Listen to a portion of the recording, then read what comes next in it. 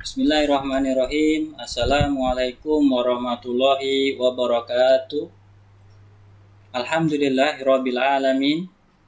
Segala puji hanya bagi Allah Subhanahu wa taala, yang mana sampai saat ini kita masih diberikan kesehatan sehingga saat ini kita masih bisa dipertemukan walau hanya melalui daring atau online.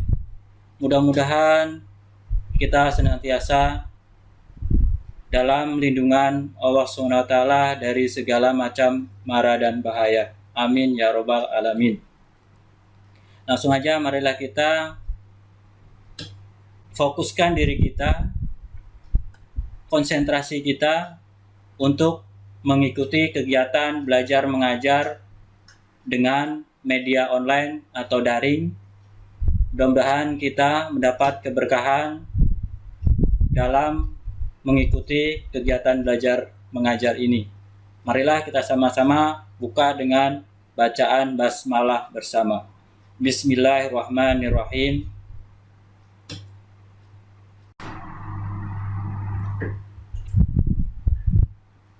Oke, kita kembali lagi dipertemukan untuk pembahasan materi terkait dengan perawatan kelistrikan kendaraan ringan.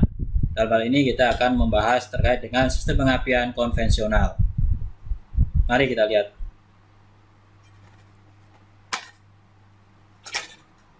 Sistem pengapian, pada materi ini diharapkan kita taruna bisa merawat dan mendiagnosa sistem pengapian. Kemudian tahapannya adalah yang pertama, memahami fungsi sistem pengapian dan prinsip pembangkitan api. Kemudian, yang kedua, memahami sistem konvensional. 3. Memahami sistem elektronik.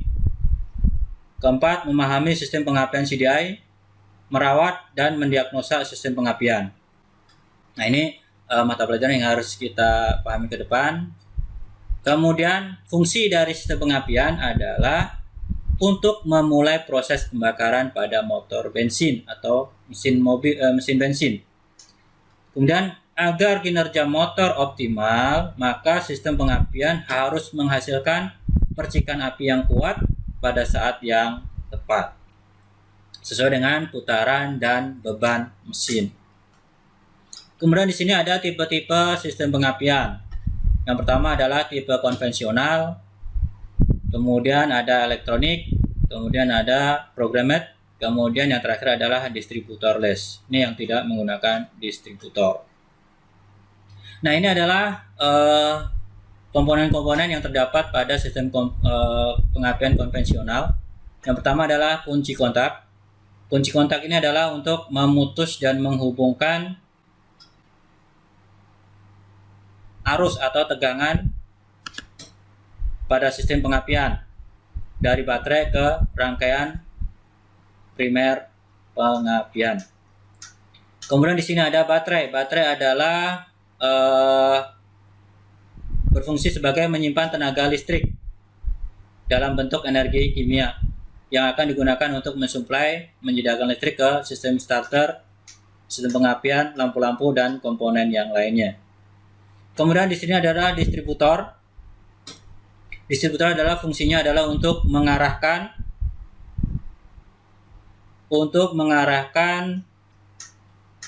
tegangan tinggi dari koil ke masing-masing busi. Jadi mengarahkan tegangan listrik tinggi ke masing-masing busi.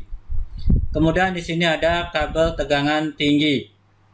Kabel tegangan tinggi ini berfungsi untuk menyalurkan arus listrik dari koil ke distributor, kemudian dari distributor ke busi. Itu adalah fungsi dari kabel tegangan tinggi. Kemudian untuk koil sendiri, koil pengapian berfungsi sebagai pengubah tegangan rendah listrik, yaitu 12 volt yang dihasilkan oleh baterai menjadi tegangan yang tinggi.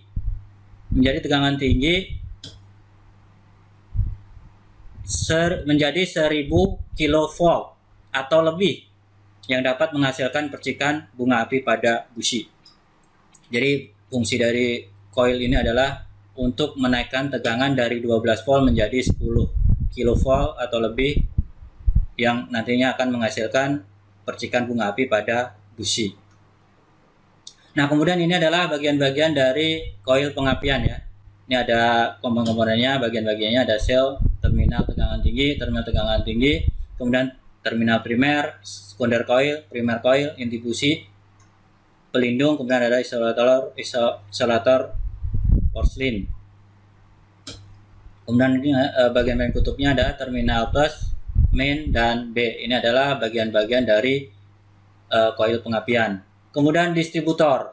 Ini komponen seperti ini tadi yang fungsinya untuk mengalirkan tegangan dari koil ke busi masing-masing, ya, yang membagi-bagikan melalui rotor. Kemudian ada platina dan sudut well. Kemudian ini adalah kondensor. Ini adalah centrifugal advance. Kemudian ini adalah vacuum advancer. Vacuum advancer ini adalah komponen yang bekerja secara mekanis yang digunakan untuk memundurkan timing pengapian. Kemudian ini adalah rotor dan tutup distributor. Rotor itu yang berputar nih. Rotor dia yang menunjukkan ke arus-arus ke jalur ke busi masing-masing. Sedangkan distributor adalah yang mendistribusikan. Ini rotor dan distributor. Nah, kemudian busi itu sendiri kondisinya seperti ini.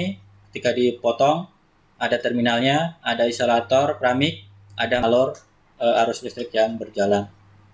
Ya, mungkin itu terkait dengan pengetahuan terkait dengan pengapian konvensional.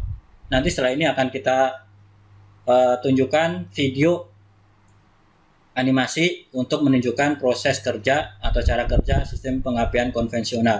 Mari kita lihat bersama-sama dengan sebaik-baiknya. Silahkan.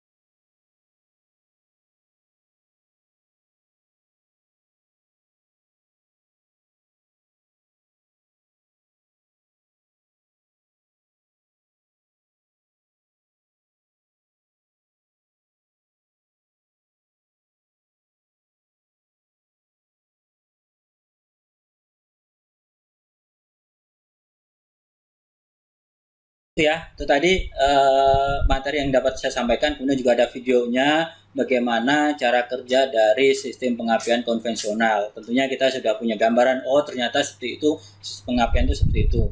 Nah, untuk lebih lengkapnya kalian bisa lihat di modul ya, di modul yang seperti biasa di aplikasi masing-masing. Kalian baca-baca semua. Nah, nanti di akhir dari modul itu ada soal yang harus kalian kerjakan dan dikirimkan ke aplikasi yang sudah ada dan disediakan. Itu aja yang dapat saya sampaikan. Terima kasih atas perhatiannya. Assalamualaikum warahmatullahi wabarakatuh.